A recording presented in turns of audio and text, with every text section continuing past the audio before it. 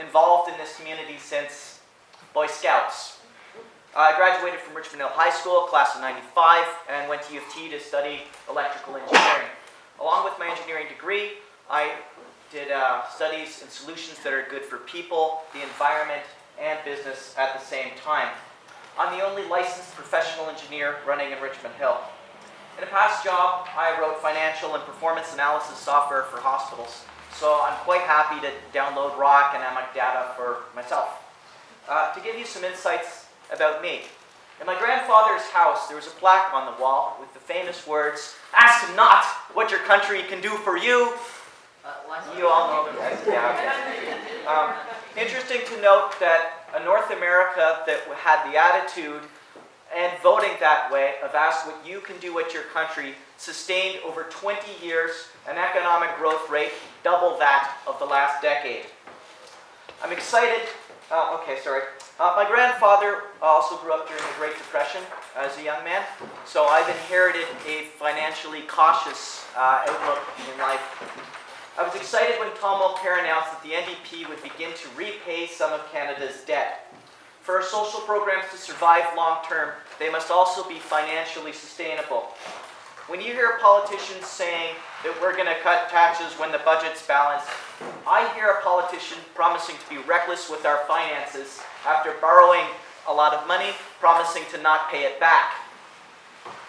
The tradition of the NDP, going back to Tommy Douglas, is that you can make investments in social programs, grow the economy, and balance the books at the same time. I'd like to share this observation with you. Low taxes, low wages, low safety and environmental standards. A focus on shipping unprocessed natural resources. This is the strategy of third world countries and the economic losers of this planet, including Stephen Harper, the worst Canadian economics and jobs performer in the last 50 years. First world economies invest in their people and their infrastructure. They compete by high productivity to earn high wages. Good wages from a strong middle class creates local demand, which creates even more jobs. Strong social programs take some of the risk out of going into business for yourself.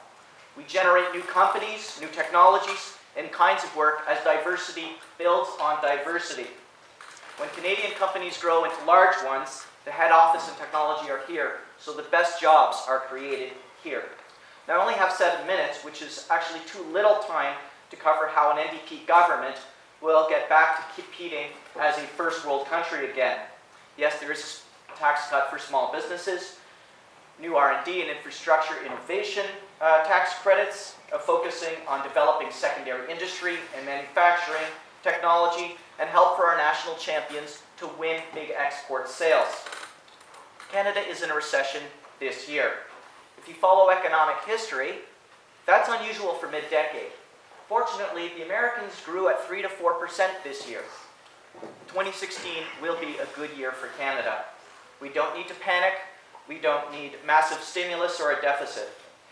Now, I'd like to address a few errors that I've heard about the NDP over the course of this campaign.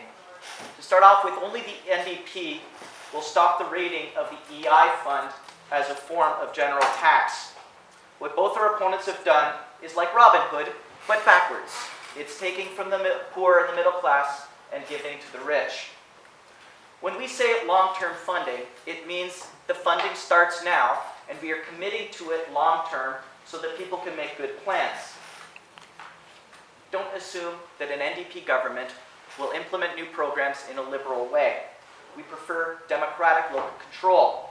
Local control means that we cut past red tape and can adapt programs to local needs. For example, our transportation infrastructure program will provide long-term, stable, and predictable funding to municipalities starting now. It means that Mayor Barrow doesn't need to lobby Ottawa to get federal money. We're over 200,000 people. We should get our fair share of the funds automatically. The NDP is the only large party to oppose Bill C-51. We will repeal it. Bill C-24 is a poor military strategy. If a Canadian really is a terrorist, you put him in a Canadian jail, put him on the no-fly list, and CSIS will watch him for the rest of his life. If you deport him, he can go back and fight again. Contrary to the words of the outgoing Prime Minister, the NDP will keep pension income splitting. We will delete the family tax cut. That's enough money alone to pay for a national $15 a day childcare system for the next 4 years as we bring 370,000 childcare spaces online. As a final thought, polls can be misleading. Remember what happened in BC last year. Orange Quebec is going to stay orange. The NDP needs only 35 more seats to win. We're making gains in the province, Ontario, the Prairies, and BC, all at the expense of the Conservatives. Now, Richmond Hill is an empty seat in an interesting race. If you're thinking about voting NDP, do it, and we'll see what happens.